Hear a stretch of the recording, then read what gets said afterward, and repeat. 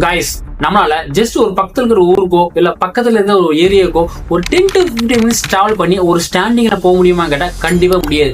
எப்படா எவனா எந்திரிப்பான், எப்படா அடுத்த ஸ்டாப்ல எவனா இறங்குவான் அப்படிங்கிற மாதிரி நம்ம எல்லாருமே யோசிப்போம். ஆனா இங்க ஒருத்தர் கிட்டத்தட்ட 5 இயர்ஸ் ஸ்டாண்டிங்கே இருக்காருங்க. ஏன்னு கேட்கும் போது இப்படி அவங்க கொலை வழக்கப்படி இப்படி ஸ்டாண்டிங்லேயே இருந்தான் அப்படின்னா நம்ம காடை ஈஸியா ரீச் பண்ணலாம், அது ரொம்ப க்ளோஸா ரீச் பண்ணலாம் அப்படிங்கிற மாதிரி தாங்க. ஆமாங்க, இப்படின்னு இருந்தாருன்னு வச்சுக்கோங்களேன், ஈஸியா காடை ரீச் பண்ணிடுவாரு, அது கூடி சீக்கிரமே ரீச் பண்ணிடுவாரு. ஏன் அப்படின்னா நம்ம நிற்கும் போது நம்ம உடம்புல இருக்க எல்லா பிளட்டுமே காலுக்கு போகும். அப்படி நம்ம நடக்கும் போது என்ன ஆகும் பாத்தீங்கன்னா அந்த பிளட் எல்லாமே நம்ம பாடிக்கு ரீபம்ப் ஆகும்.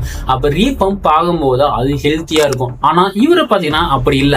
ஸ்டாண்டிங்ல இருக்கும்போது அந்த நரம்பு வழியா வர எல்லா பிளட்டுமே வந்து கால்லயே ஸ்டோர் ஆயிரும். அப்படி ஸ்டோர் ஆகும்போது பாத்தீங்கன்னா நரம்பு பயங்கர ப்ரெஷர் இருக்கும், பயங்கர ஸ்ட்ரெஸ்ஸா இருக்கும்.